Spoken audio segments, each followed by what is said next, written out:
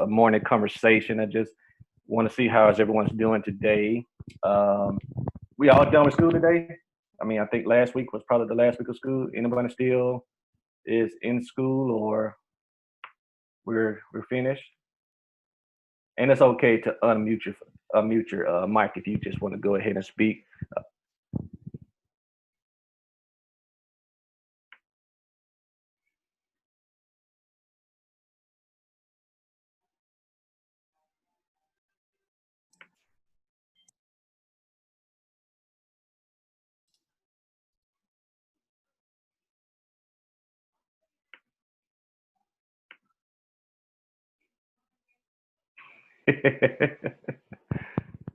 I understand for the adult learners in here. Yes, you always are in school.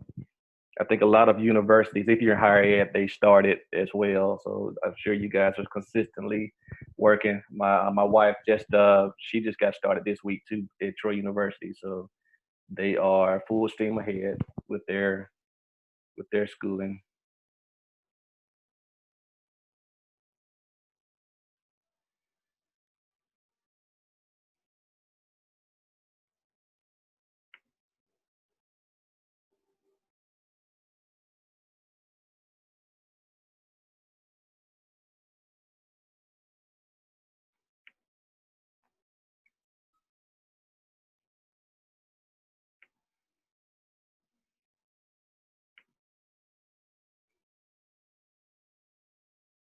All right, and once again, thank you for joining us.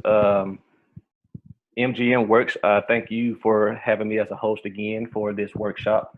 I enjoy helping educators with just different resources that we could offer as it relates to either Google tools or just any digital tools that are out there.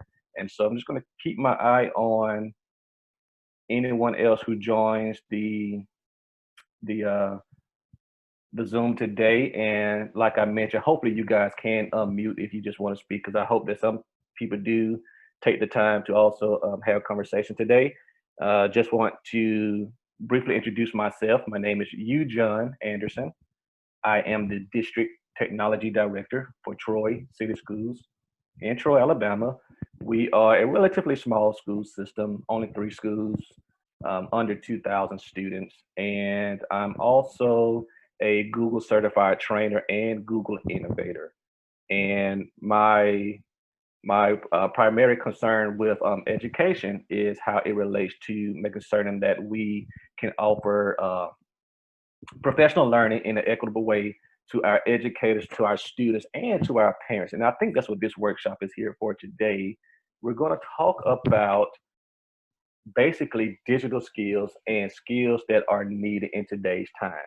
And so I know I asked the question how everyone's doing today and how things are going, but to kind of reference that question again, how did this ending of the school year impact you as far as remote learning? Were you okay? I know a lot of us was probably unprepared. Are you just thankful that we're done? Or any other questions that any other thing that you want to speak on as far as what are you currently doing right now? Are you preparing for remote learning in the upcoming school year? And what does that look like for you or your school system? And I'm just going to look in the chat if anyone has anything to say in the chat, or if you could unmute yourselves if you want to just mention something really quick.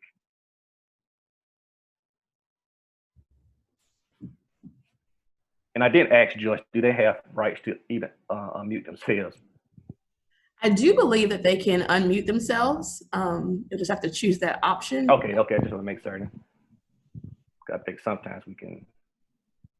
I think Brittany has unmuted herself, so she might have a question or a response. Yes, I was going to respond to what you asked about virtual learning for next year. So we are offering 2 platforms. Our students can either go to school next year throughout the school year, or they can choose virtual learning. So we're planning that we're in the midst of planning that for our elementary and secondary, what it's going to look like.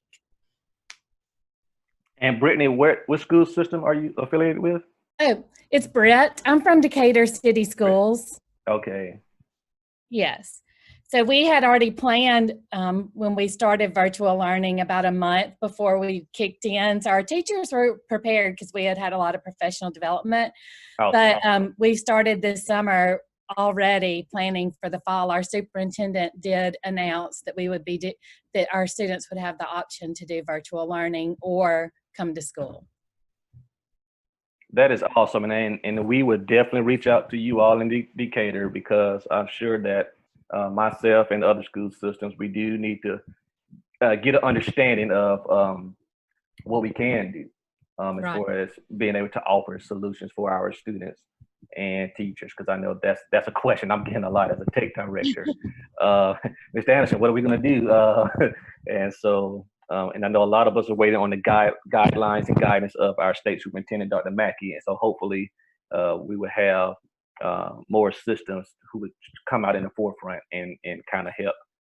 Anyone else have anything they want to kind of mention? Or if you just want to introduce yourself and just give us an idea of why you decided to join this session today. Anyone else out there want to chit chat? Good morning. Is that Cassie? Yes, good morning. Good morning. My name is Cassie Shropshire. I work with the Alabama Department of Rehab Services. And so, you know, we provide transition services to students with disabilities. And because of the possible new platform of virtual learning, we have to learn how to redo our services as well. So those students can be provided, you know, our VR services. And so I'm really grateful to be here for your training, and hopefully I can learn something today to take back to my team as we start preparing to try to go virtual for our students. Okay, great to have you. Thank you.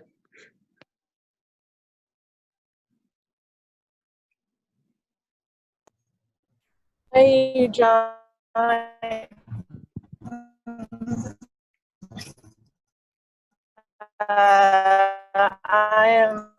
name is Christine Strickland from Enterprise Schools, and the last few months of digital XP.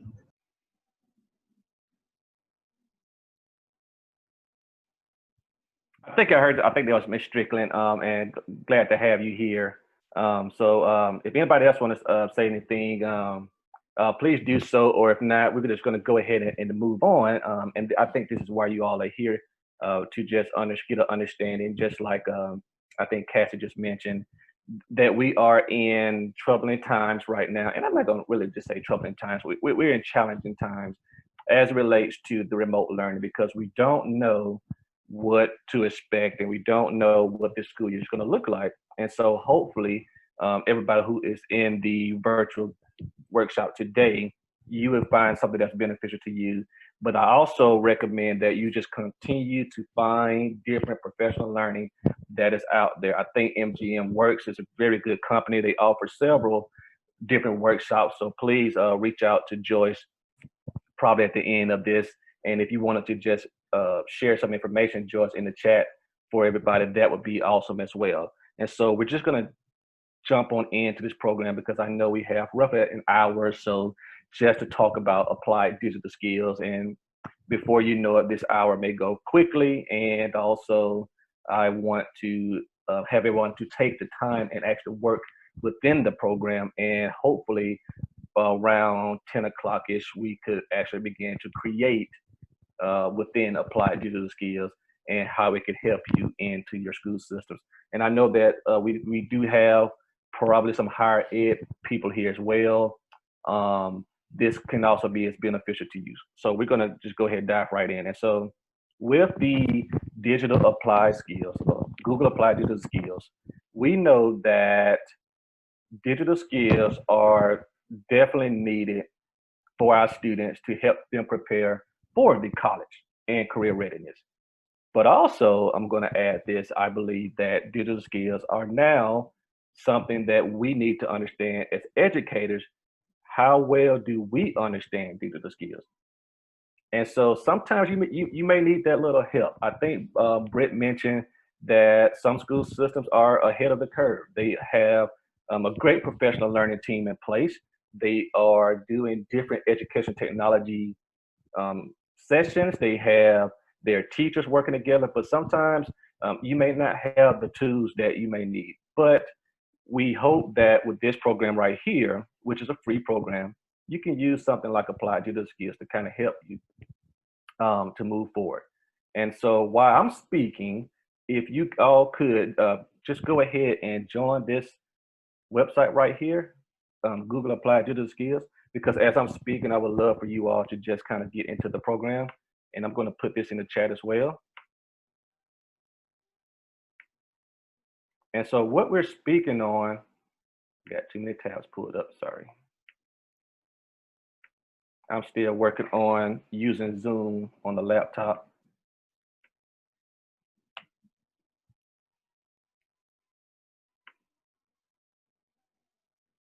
And if I move too fast or I talk too fast, please slow me down. It is okay.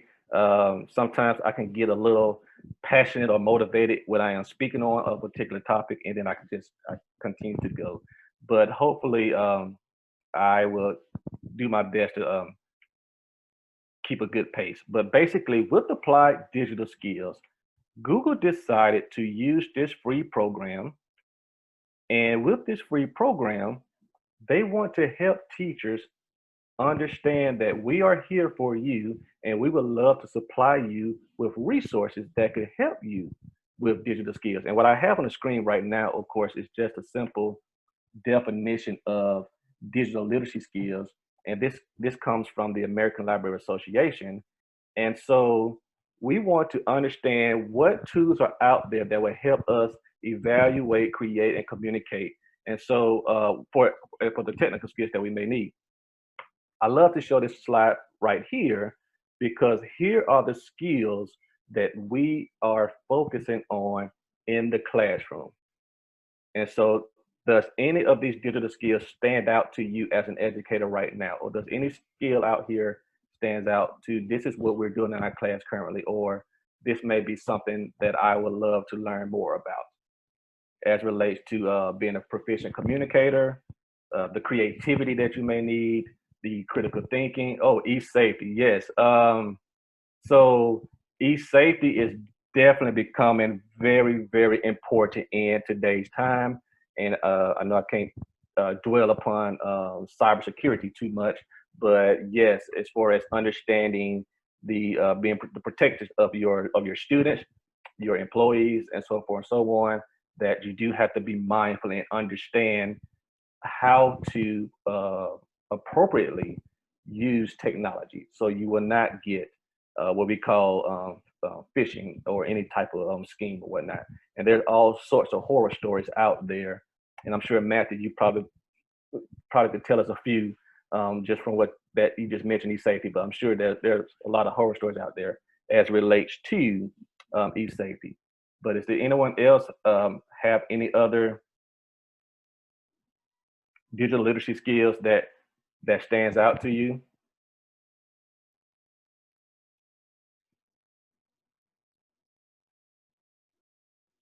And the second point that I would like to make about that is it looks similar to 21st century skills. So when I look at our digital literacy that we're trying to focus on, we also see that the similarities between the 21st century skills and where we're trying to do when we are showing and sharing out the different learning skills. And so I know we always speak on the 4 C's of critical thinking, creativity, collaboration, and communication. Hopefully you will see some of that in this Google Applied Digital Skills program. Yes, and so Brett mentioned more practice with creativity and collaboration. I also agree with that. And this is hopefully a program that you all could use into your school system. And so hopefully you all have joined the Applied Digital Skills website. Has anybody ever used Applied Digital Skills? Or have you heard of Applied Digital Skills from Google?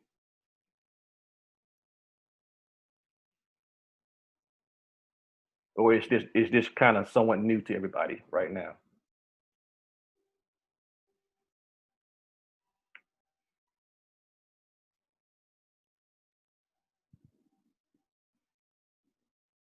All right, so I'm going to take that as this is probably something new to everybody, and that's perfect. So that means that we are all in the same ball game, and I'm actually consistently learning from this program. And so with Google Applied Digital Skills, with this program, what it is, it's a curriculum-based program that's designed to give yourself as a teacher some of the tools you need to help your students with understanding the digital skills that they need to help them for the college and career. And so I'm going to bounce off of the presentation, and I'm actually going to get into the applied skills.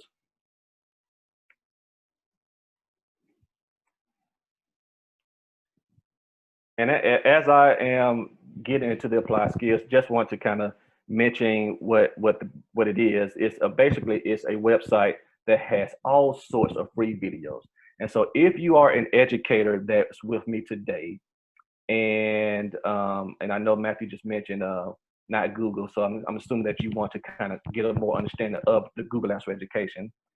But the other educators who are familiar with using Google Apps for education, but sometimes you have these what I call pit holes, or you may have these areas where you may want to understand how I could use this a little more effectively.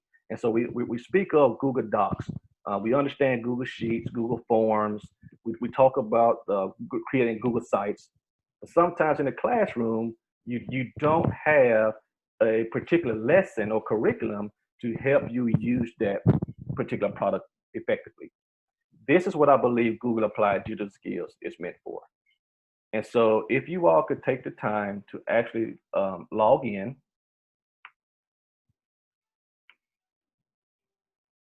Move the chat down for a second.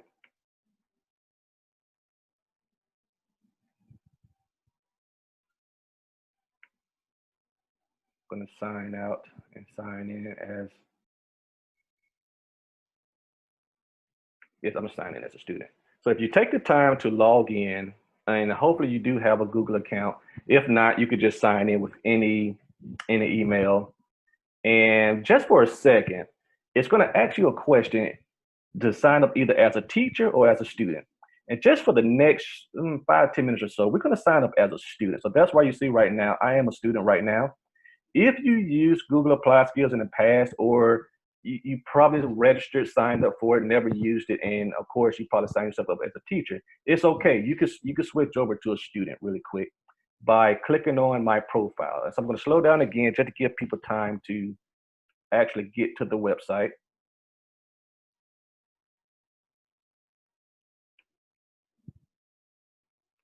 And once I'm there, I'm going to click on my profile.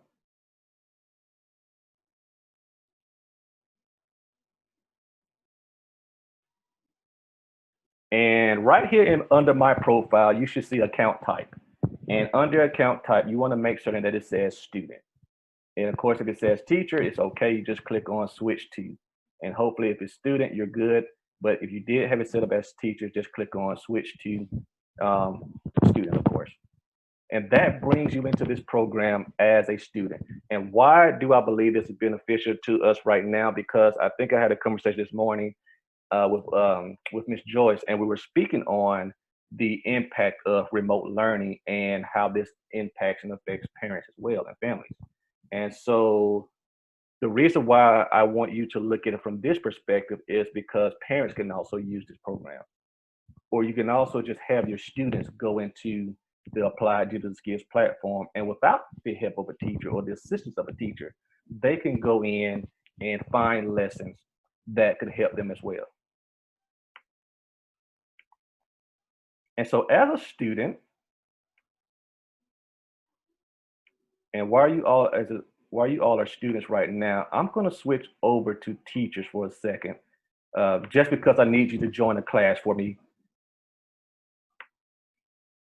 And we're gonna navigate this classroom as if we are a student before we join in as a teacher. And so I'm going to quickly just join my class. And if you all could click on join class, I think it was on the left-hand side to click on join.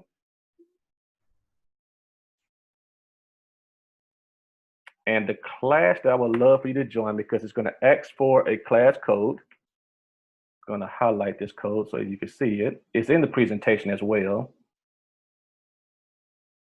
There we go. This code right here.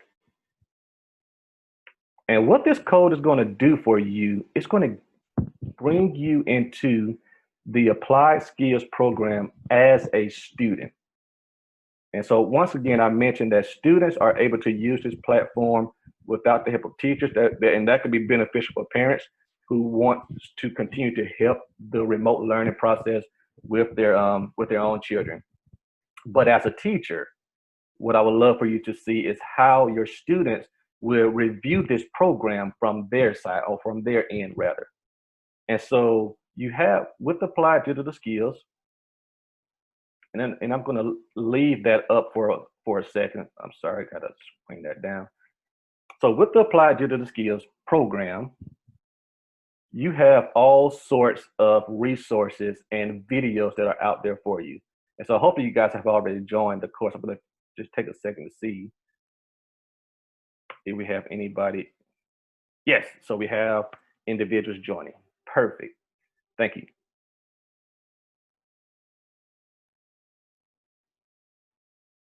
So I'm going to move out of I'm going to go into the beginning, the Applied Digital Skills, and just help you all navigate the program for just 1 second. And so as a student, you can do this as well. You could click on the For Students, or you can scroll down and look at the Learn More for students to gain more skills. And so I have a question for the group, and this is probably just mainly for the teachers in here. Are you familiar with the Google Certified Prep exam for students?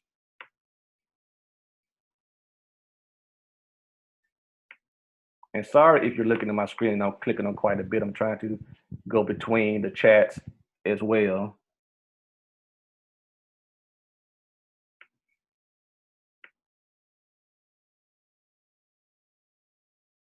Is anyone in here familiar with the Google Certified Prep exam? If not, that's okay. But basically, if you are familiar with the Google Certified Educator exam, they're relatively the same. And so with the Google Certified Educator exam, it's based on teachers testing their proficiency levels and becoming Google certified. And you've probably seen this in school systems where teachers have the particular badge to say, I'm a Google Certified Educator level 1. But with the Google Certified Prep, this exam allows your students to show their proficiency with Google Apps. It is similar to the Microsoft certification that some students go through, I think, in their FBLA courses, or if they just decided to become Microsoft Office certified in the school systems. And so it's kind of the same. And the reason why I wanted to mention that is because as a student who's using this for the first time, that may be a lesson that they may want to look at. And then also as a teacher, I recommend you look at this particular lesson if you wanted to learn more about Google Apps for Education. And so really quick, just going to click on that exam prep. And also while I'm clicking on the exam prep, trying to explain how applied skills work. And so the different skills that you are trying to help yourself become better at, and also for your students.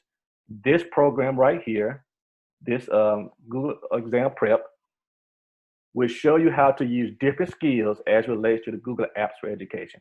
And so that's why you see Google Drive, Gmail, Meet, Docs, and you should see Classroom Slides and the rest of them. And basically all of these hyperlinks are different videos and lessons that your students can do right now. So I'm going to slow down really quick. Is there anything anyone wants to mention? Anything you have to say right now? Are we good so far? And once again, sorry if you see all this. I'm trying to keep up with the chats as well. So are we all good so far? Okay, great.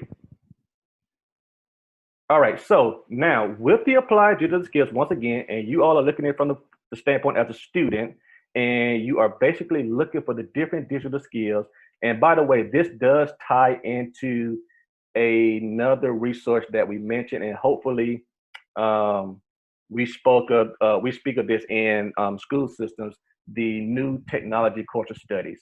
And one situation that some teachers have at times is that they don't know how to share or show evidence that they are using the new technology course of studies. Anyone familiar with the new technology course of studies that should be shown in school systems, or what they are called?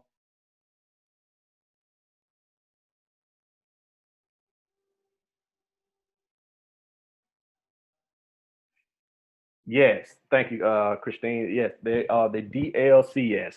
Basically, it's just the digital literacy and computer science. And so interesting, the two workshops that we're going to talk about today, because after this workshop, we have another workshop for computer science, digital literacy, and computer science. And they want you to see how, as an educator, you are showing that your students are proficient with understanding how to use that.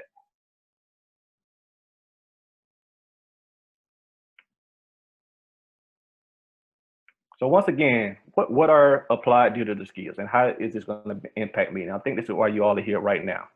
And so once again, under lessons, and we're going to navigate this as a teacher as well, but under the different lessons, we have either collections or actual lessons in general.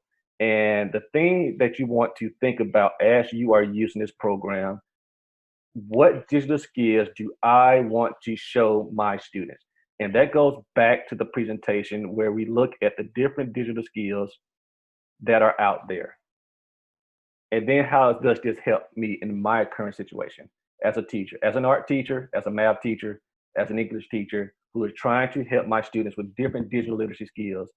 How can I show them different routines and bring them to my content? That's all a Google Applied Digital Skills is. And so just for a few minutes, and I know this is somewhat tough, I'm going to show the class again. And what I mean by tough, of course, is doing professional training virtually. This is probably, I think, my second time doing it. And so I'm adjusting to it as well. So I'm going to click on my classes.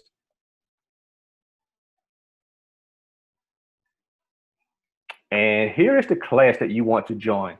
So once again, for those who are still just coming in, if you could log into Applied Digital Skills, make sure your profile says you are a student, even though mine says teacher. And this is the code for the class that you want to join. With that class and that code that you're joining, for the next few minutes or so, I'm going to ask that you all take the time to actually work within the program. And so, and I'm just going to throw this in the chat really quick so I can take it down.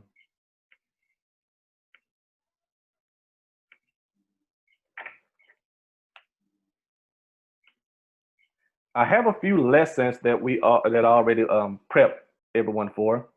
And so as an educator, if you could find within the lessons that you see in your classroom right now, to take just 10 minutes, go into the lesson, view the lesson, and begin to work through the lesson.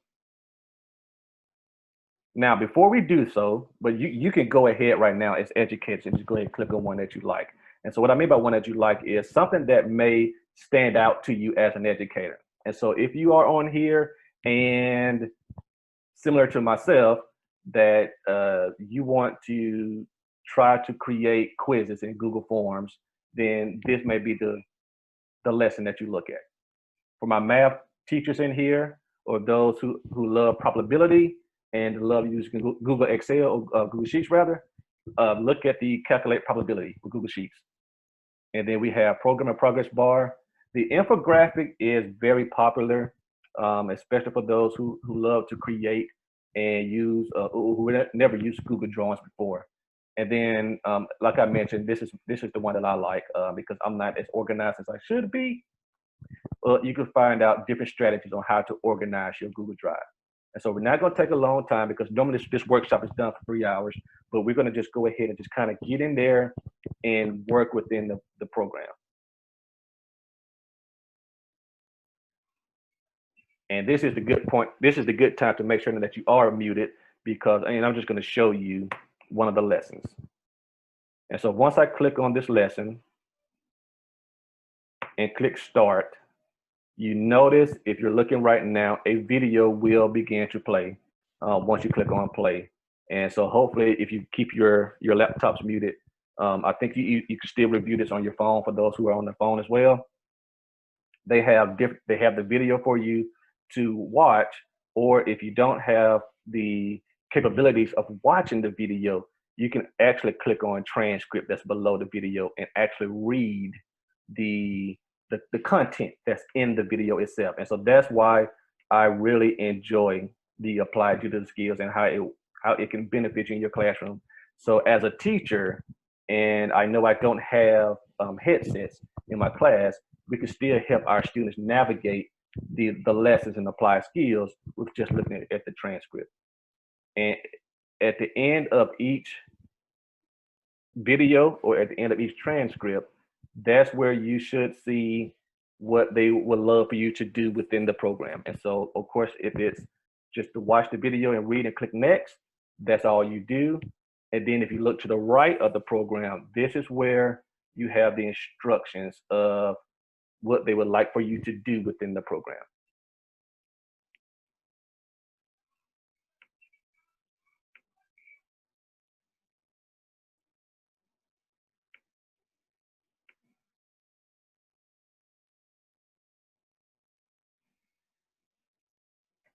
All right, so I think that we are set. Is anybody still trying to get to this point right here that I could help?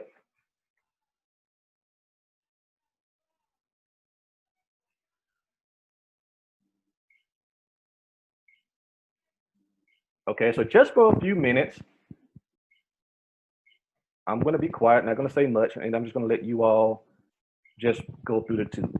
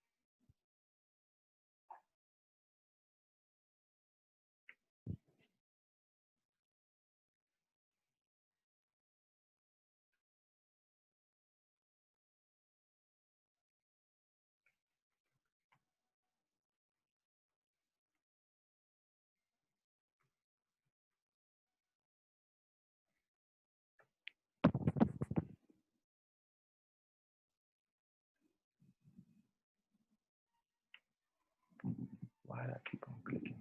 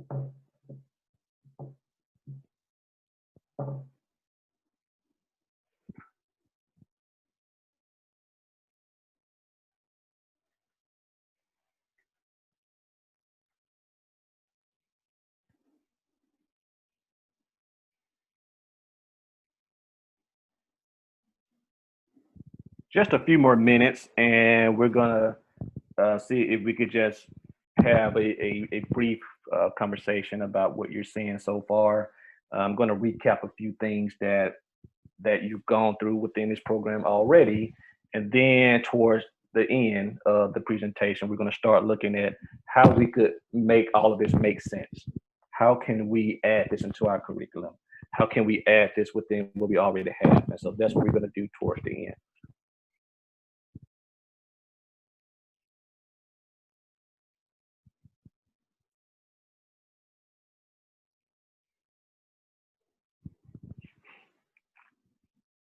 And so with that being said, and please, by all means, continue to work within the program right now as a student. If anyone would like to chime in right now, as relates to the program and what you see so far, just remember that this is a free tool to use. It helps with exploring the digital skills. It helps with the curriculum that you have as a teacher or an educator. It gives you insight on different resources that you can use. And I'm speaking to the higher ed population in here. I'm speaking to those who are, we have some that may have their own tutoring service or whatever the case may be. And you may need additional help. That's what you may need. And this, I believe, can help you. And so just by exploring what you see so far, and if you could just, if you wanted to unmute yourself and just speak on what you're seeing, do anybody see how this can help them? Do you have any other questions right now before we move on?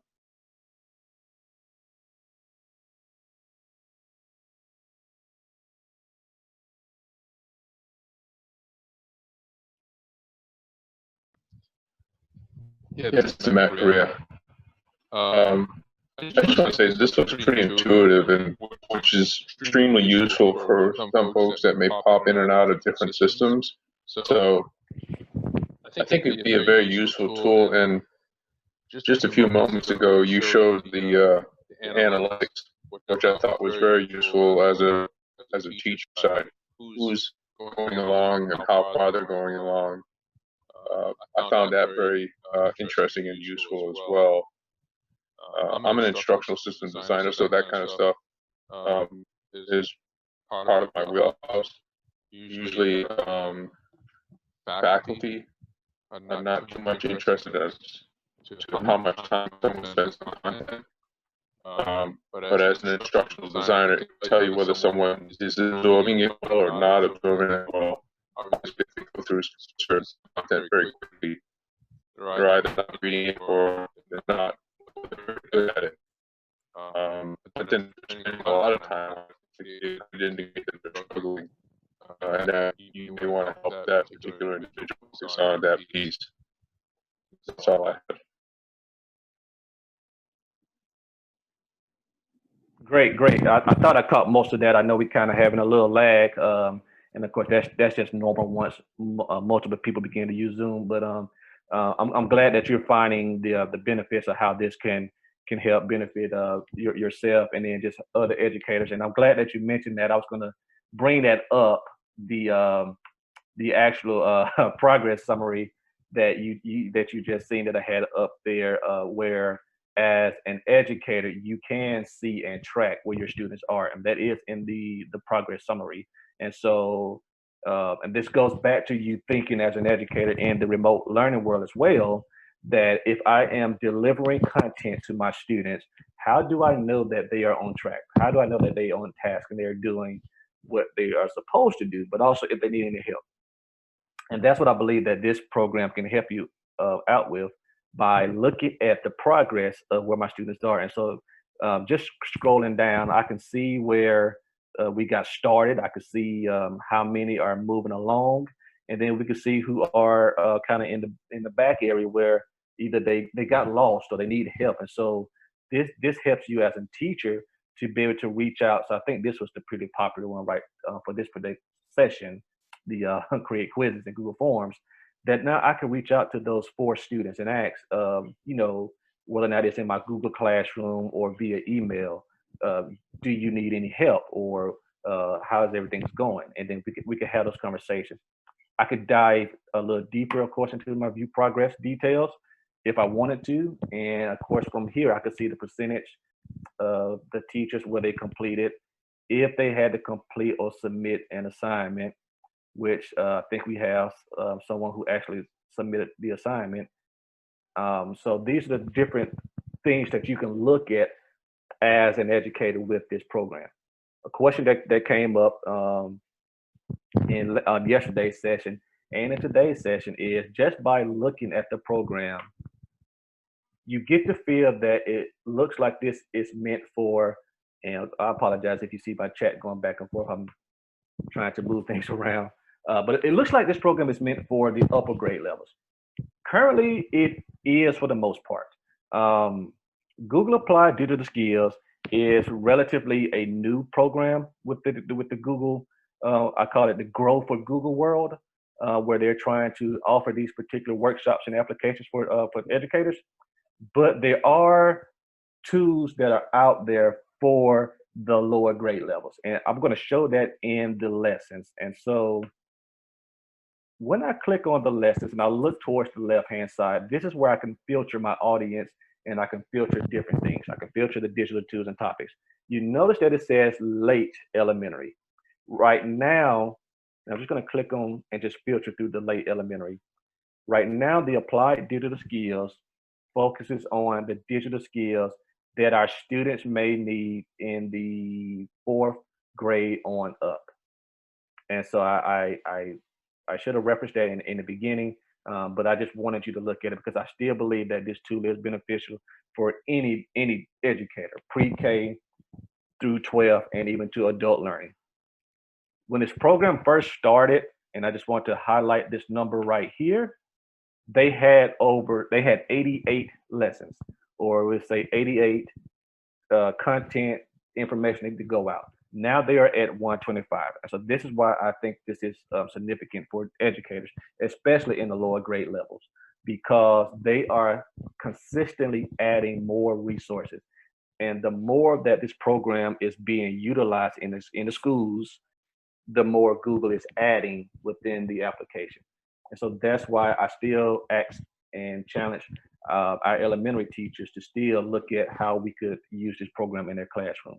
I did send in a chat to someone else but if you still want something a little more elementary, I recommend the Google CS first. It looks the same, but it starts off with the computer science concept, but how you could do it on lower grade levels. And as a matter of fact, I am doing that workshop on behalf of MGMWERX at 11 o'clock today. So if you signed up for that, then I'm looking forward to seeing you right when we get done with this particular workshop right here. But yes, but going back to that question, because I wanted to bring that up, there are elementary content and curriculum that's out there for you. But if you can look at it for right now, there's quite a bit that's meant for the upper grade levels. I had an elementary teacher that mentioned this on yesterday, which I thought was powerful, where she realized that even though this look like it is meant for those who primarily have devices, you can still use this on the educator side, where you probably would display this information on your desktop and possibly display it on your interactive panel. And that's kind of what we're going to start talking about in these last 30 minutes or so, where, okay, now you showed this to me, Mr. Anderson. Okay, just kind of, let's paint this picture now. Let's paint this picture of how can I get started with this, and what does this look like? And so the thing I would have mentioned to you all about the applied digital skills is use this as a tool to help with certain pitfalls that you have, because we all are great educators out there. You already have content. Do not reinvent the wheel. I'm not here to say that. Things that you're already currently doing in your classroom, and now the things that you had to do with the remote learning, whether it was doing a couple of Google chats, you use applications like Seesaw, Google Classroom, Class Dojo, just different tools like that. What I recommend with these other applications is just to see how you could help incorporate this into your classroom. So with the applied digital skills, the way I recommend that you could use this program is for sometimes the engagement factor, or even for the differentiation factors. So if you have a set of students and you know the levels of where some of your students are, you may want to use this particular program to help those who are probably either already advanced, they're moving on, or you can use it as for those who may need a little more guidance, and you can work with the other group. So those are just different ways that you could look at this program. And so while I'm still speaking on this, and I'm going to stay right here, I'm going to ask for you all to go ahead and switch over to a teacher. So let's go ahead and become a teacher now. You guys just graduated. You all are teachers now. And so once again, if it says student right here, the only thing you would do is just click on your name, click on my profile, and from my profile, just go to the switch right here where it says student, just click on switch to teacher. And now you are a teacher once you click on that. So I'm gonna give you a little time to navigate over.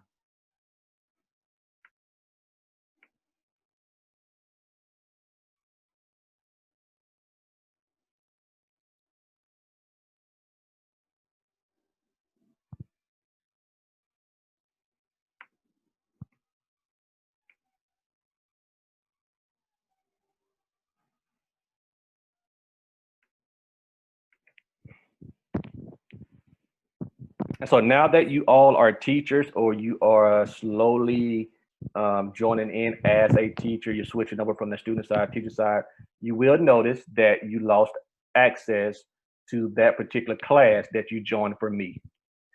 Now, you didn't lose it totally, but it is not in your teacher section. So if you decided to go back in as a student, that class will still be there until, of course, I delete it or remove it.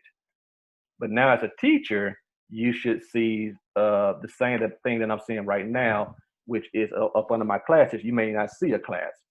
So this is where you would go and begin to create your classes. And so the blue button on the left-hand side would allow you to create those classes. One similarity that I would like to share with you with this program is, and these are for those who already use Google out there, it looks similar to the setup of Google Classroom.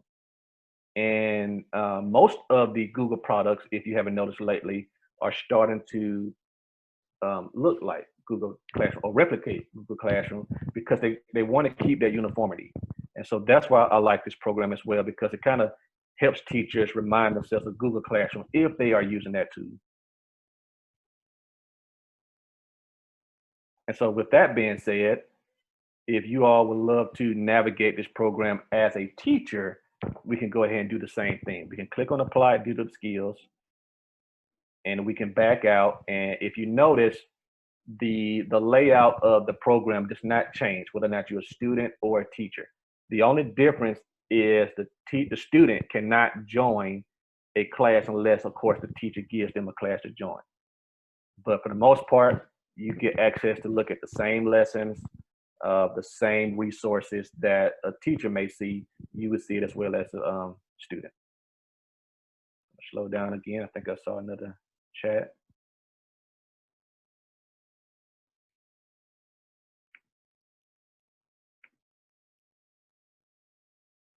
So now, this is where we're going to begin to use the last 30 minutes or so, besides just to have a conversation. Now we're going to create. And like I mentioned, the question is, okay, how can I put this into what should I do, or what can I do? Okay, so the first thing that I recommend that you do, of course, is just look through all of the lessons. And one thing I want to mention when we look at lessons, you notice this tab that says collections.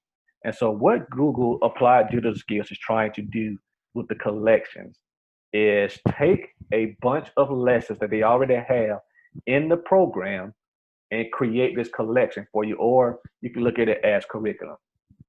The top three that you see as a teacher, of course, is teach from anywhere, learn from anywhere, and work from anywhere.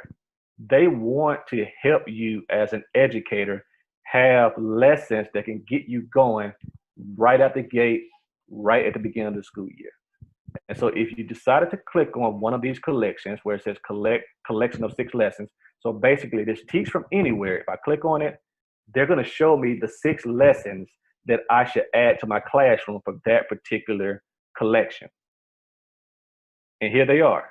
So they would love for me to look at the create a presentation, create quizzes, annotate text, create scrapbook, organize my files, and then let's look at research and data.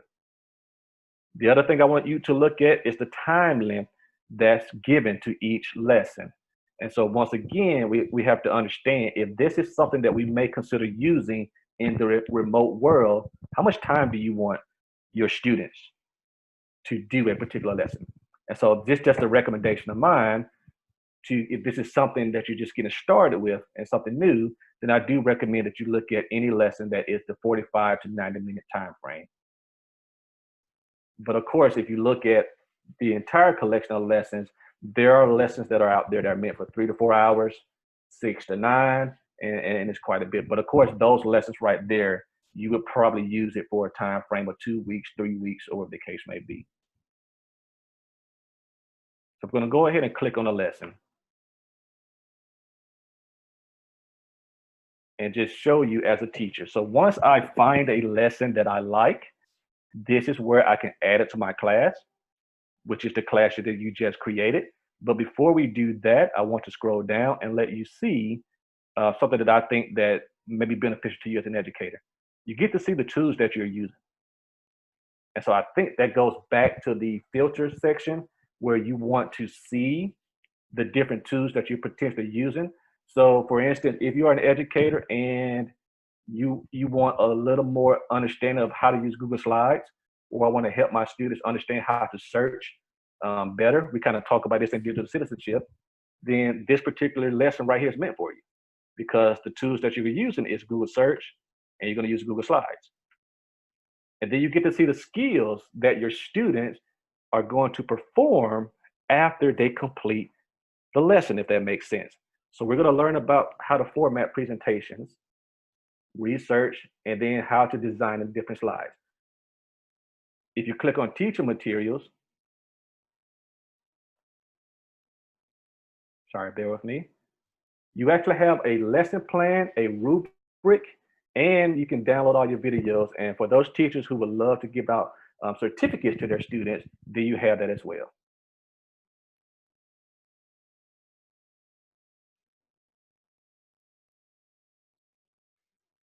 So now when I'm ready, and if this is a lesson that I like, hopefully by now, I'm sure some of you all already within the program, you probably already added lessons right now to your classes, then you can just go ahead and click on add to class.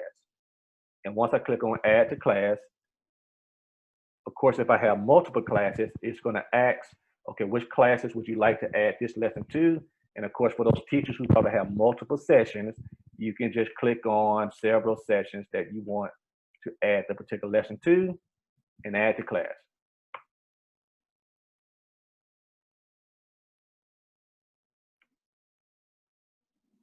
The other option that I recommend, besides adding to your class and applied skills, is to currently use what you already have in place. So these are for my people who are already using Google Classroom, for my people who are already using applications like Seesaw, Schoology, Canvas, Blackboard. You can also add this, of course, by taking the hyperlink and putting it into those particular platforms as well. And so you still need to apply skills program up. You're still going to have to recommend that or require your students rather to create an account in Apply Skills. But as far as delivering that information to them, you can still use that learning management system that you already have in place. And so this is why I have, and let me pull this back up. I'm sorry, I have it right here. This is why I recommend, for instance, if you're already using Google Classroom, continue to use Google Classroom. And so what this looks like, and I just have this quick classroom created for the Applied Digital Skills workshops. Within the classwork, this is where I add those particular lessons that I am getting from the Applied Digital Skills platform. And so I'm going to go back over to my Applied Skills. And once I go back over to Applied Skills and go into my lessons,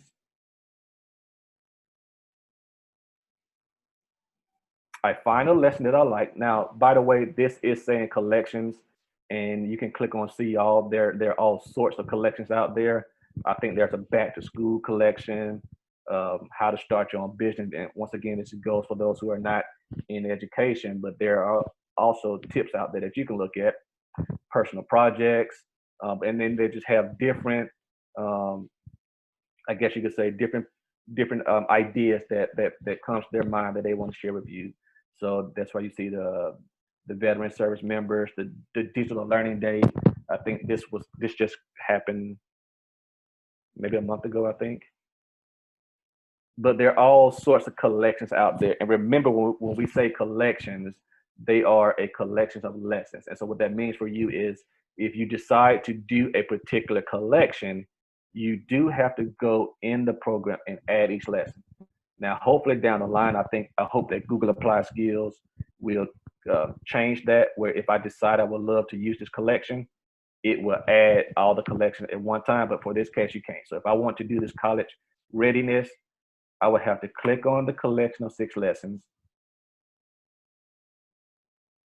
review the lessons, and each lesson I have to add. So I would have to add the college application in Google Sheets.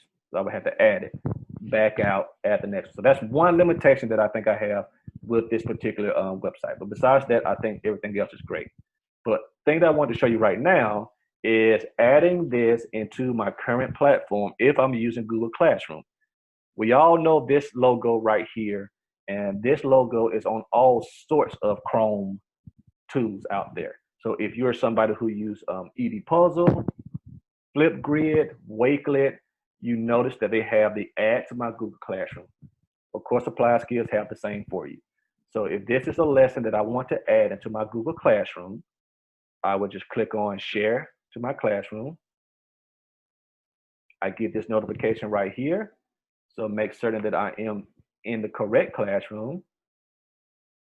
I choose a classroom, and then I choose my action. Is this going to be material that I'm just going to add into the class? Am I making an announcement or an assignment?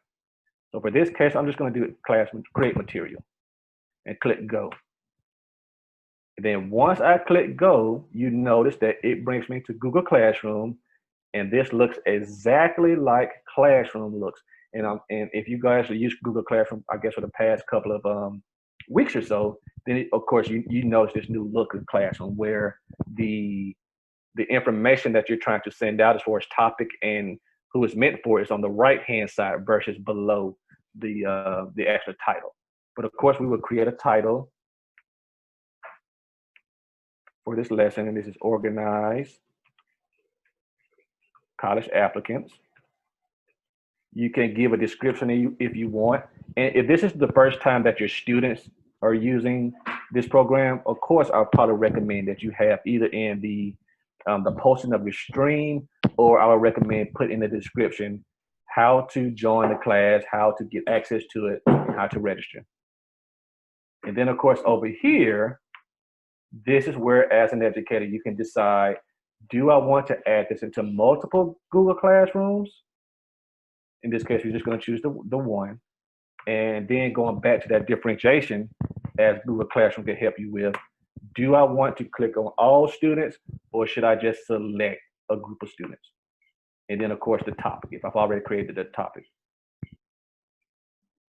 And then, of course, once I'm done, I can go ahead and post the material.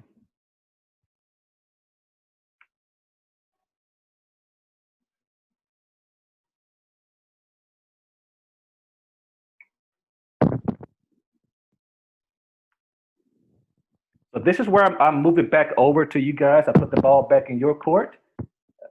Is there any questions where we are right now? Any ideas, any thoughts, anything else you would like to mention about this particular application or program?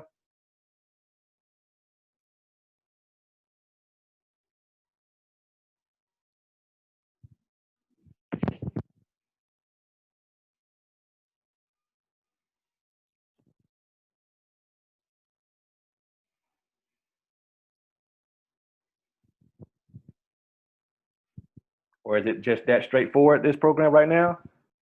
Because of course I'm about to give you guys some time to just go within the program, create classrooms, and if you would like to share in the next few minutes or so, I would love for you to share your own screen, and if you could just share if you created anything right now.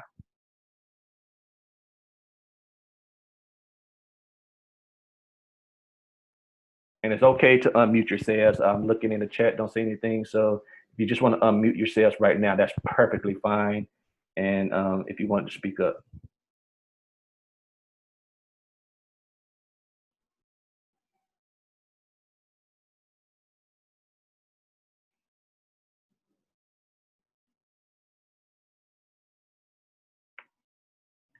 All right, we have some that are still creating. That's awesome.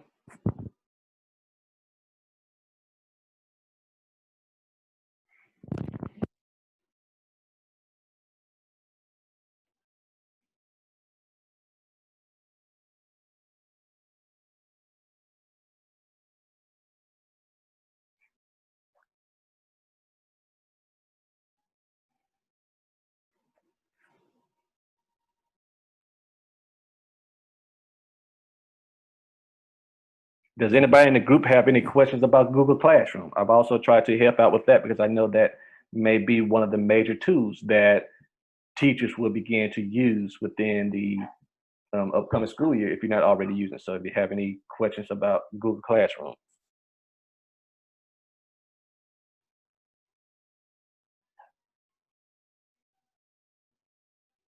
I know I mentioned that in one of the last workshops where I kind of recommended a few things in Classroom where when you create a Google Classroom, a few things that I recommend, because I've seen this in a lot of teachers and how they create, to please be as specific as possible or detail when you are creating your Google Classroom, especially for students now, because they're going to have multiple classrooms created for them. And so I think I've seen situations where if your classroom just says period 7 or math, yes, we know that the student understands that, but if you could help them with either your name in the class or just actually have the class, if it's algebra 2 and trig, you know, and then have that information, I recommend that. I also recommend that you break down the stream and the classwork. And so you want your students to gain more information from the classwork side versus the stream. Stream should be used for your announcements. And the reason why I'm mentioning that is because by default, of course, you should all know that once you create a Google Classroom, that everything that you post in Classroom shows up in the stream section. And sometimes that could be a little hard for students to understand where to get the information from. And so I do recommend that in the settings section and under general, where it says classwork on the stream, I recommend that you say hide notifications. That way they do not receive the classwork. Now this may work for you, so if it does, then of course keep it as show attachments or show condensed notifications. But if you want to kind of keep your classroom organized, I recommend that you say hide notifications. That way, and I already have it set up, that any announcement that I want to add to my classroom, they would get it firsthand instead of the notifications of classwork.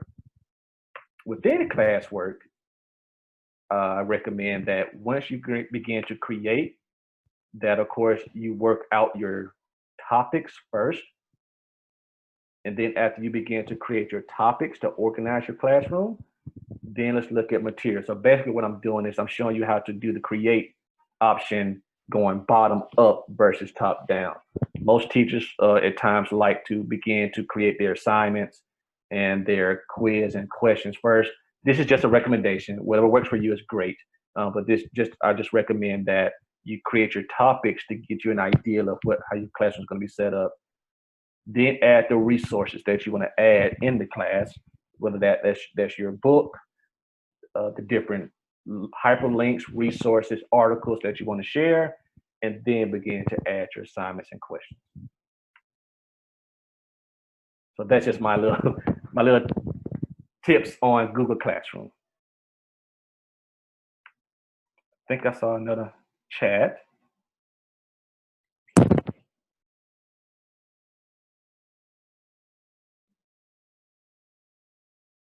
Awesome. So we do have quite a few that are seeing the benefits and how they can also use this. So, and that's what I'm going to go ahead and ask right now. And please, if you don't mind, if you want to unmute yourself and just kind of explain, because I think that when other educators hear from other educators on how they would potentially use this program, then you could just let them know that it helps out with the professional learning. So anybody wants to share anything, like even if you want to share your own screen of what you've already created from what you've seen so far.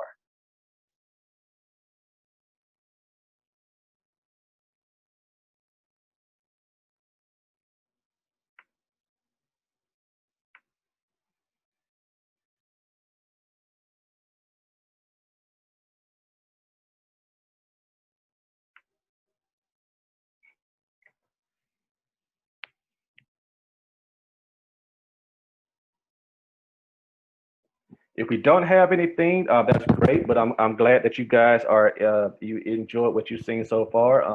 Hopefully this has been beneficial. Like I mentioned to our elementary teachers, this program, I still think that it will work for you. Eventually, I still believe that you will find more digital skills that are meant for the lower grade levels. Hopefully this is a program that will be able to help you with this unknown that's about to happen in the upcoming school year. Continue to find professional learning that is meant for you. And so I'm going to end this, going back to the presentation. And I would like to share with you just some other resources that are out there from Google. Let's see if I can get to the right. And of course, once again, this is all in the presentation. So that link is in the chat.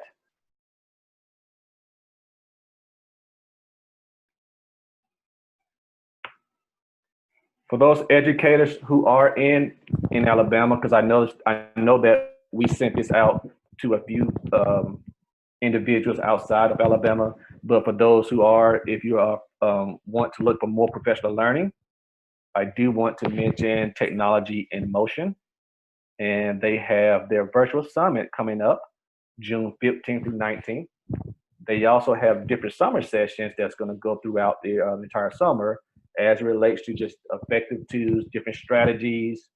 So please go ahead, you can click on those links, sign up, and they will be beneficial to you, hopefully. We have the ALIT, the Alabama Leaders for Educational Technology. They will be having a summer workshop. So far, this is more catered to the technology coaches and the technology specialists who, and I think the one who mentioned e-safety, you may want to look at going into that particular workshop, because we're going to have different conversations on cybersecurity, how to help navigate yourself in the network infrastructure. I've been doing a workshop in there on Google Admin Console, and so that's out there for you. I want to mention the GIG Alabama group that we have now officially. I am excited that we now have that group. So if you haven't joined so already, we have it for Facebook, and we also have our GIG group for Google now. And please, by all means, join both and ask whatever questions you have as relates to Google and just any digital tool. There's also the CERIC Gulf Coast Writing Conference. That's at the end of July, if you would love to join that. And I'm going to ask MGMWERX, because I didn't put anything out here for them. Is there any upcoming events that you would like for me to put in the presentation for MGMWERX? We have something going on, which is our trivia night. We hosted it a little while back, and it was pretty fun and successful, a little different from what we're talking about now, but it's just another way for us to promote social involvement without the physical, with the physical distance restrictions that we have right now. But that's our trivia night, which is going to happen June 23rd at 6:30. It's kind of a good team building thing and a little bit of competition. We're actually going to get our Air University instructors, hopefully get them on board to have a little competition as well. Awesome, awesome. Thank you. And I of course, we will put that link in there too. So you have access to this presentation. We will update the link for you all, so don't worry about that. Thank you, Joyce. And the last resource that I would like to share with you, for those of you who attend different educational technology conferences, we know that the popular conferences, of course, have been either canceled or they've been pushed down to a later date. Which one we're speaking of right now is ISTE. ISTE is, they're not going to have ISTE in June. They're going to have it in November. But the reason why I wanted to mention that is because normally during ISTE time, that is when Microsoft, Google, and all the other big companies share their upcoming applications. They share what's new and what they want to push out. And so these are some of the apps that Google is about to push out. So the reason why I say during that time, so look forward towards the end of June, around July, if not already.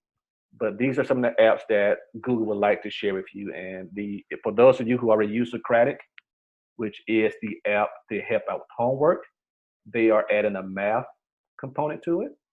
So there would be the Socratic Math app that would be available for you on your Android or iOS devices. Rivet is the reading app that they're going to offer for those who would like for their students to stay into the reading during the summertime. So this is going to be a pretty powerful app. And I think when they showed this to us at our GAG kickoff, that they explained that with the Rivet app, you have twofold. The app can read books to you that's available, or also you can have your child or your students to read back to the app. And the app would not move the page until the student correctly reads the word correctly. I think that's how they explain it to us. And also the last resource I would like to share with you is the Read Along app. It's similar to Rivet. I think this is more so meant for the phone, but however, so far I've only seen it on the Android side. I have not seen it on the iPhone. So hopefully they would get into the iPhone side of the game. But basically the Read Along app, similar to the Rivet, it does the same. You find books out there that are available to you, and the app will actually read the book, and the student can follow along with it. And then of course, what you see below the Rivet app, these are the 4 programs that Google is offering right now. We're speaking on applied digital skills right now. If you guys have already signed up, or if you would like to sign up, I think we have, I think that we had some that asked if they sign up for the course that's about to happen at 11. So I think we may have enough time. I'm going to add that. Let's see what we could do.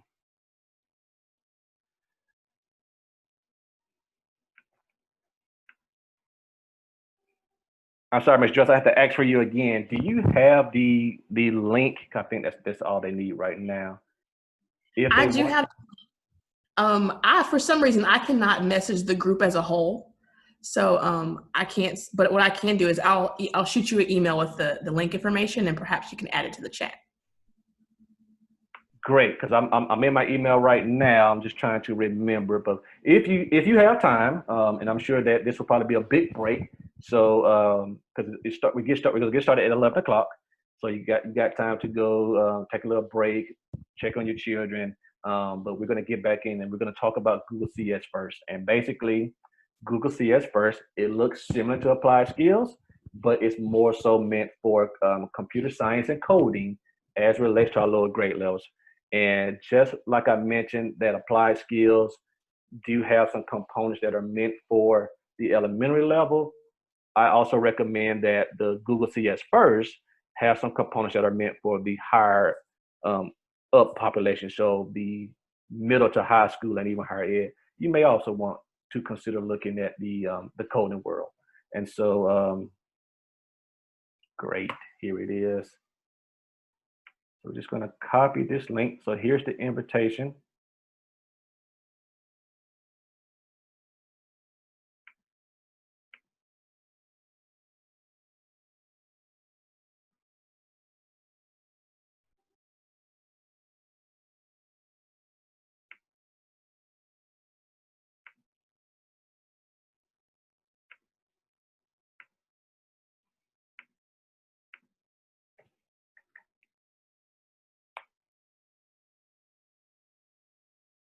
Great. So that's the invitation. And once again, because I know some came in late, and thank you all for joining. I'm going to go ahead and share again the presentation. This is for you all. Let's copy this link.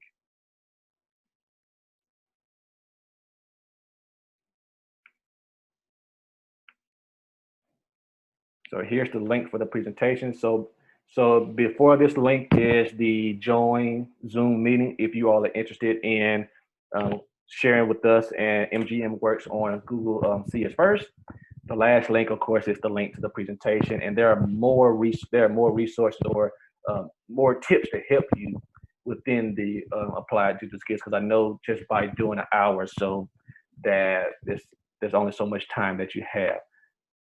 So for the last 10 minutes, this is where I normally just have a quick question and answer type deal. So I'm just going to still open it up for you. If not, if you have somewhere to go, I know that it's Friday and you guys are trying to enjoy your weekend. I so thank you for joining us today. I thank you for taking the time with me. I hope this program has been worth your while for today. And like I continue to recommend to people, continue to grow your knowledge with professional learning. And hopefully we all would be okay when, of course, now in the summertime and when school starts.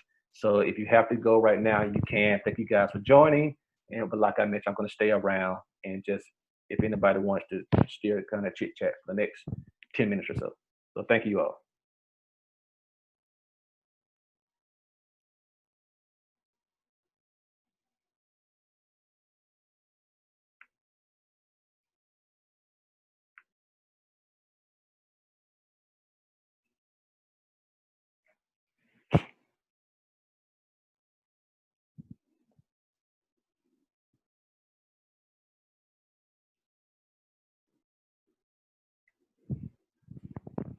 Thank you.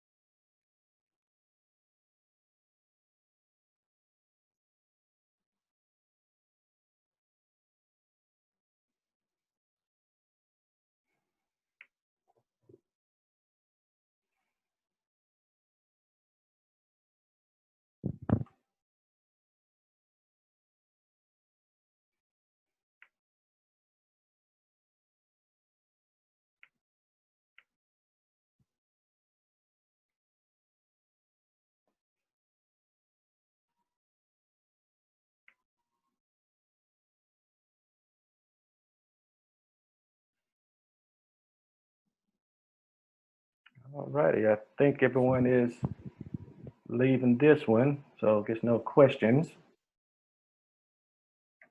Everything good on MGMWERX side, Joyce?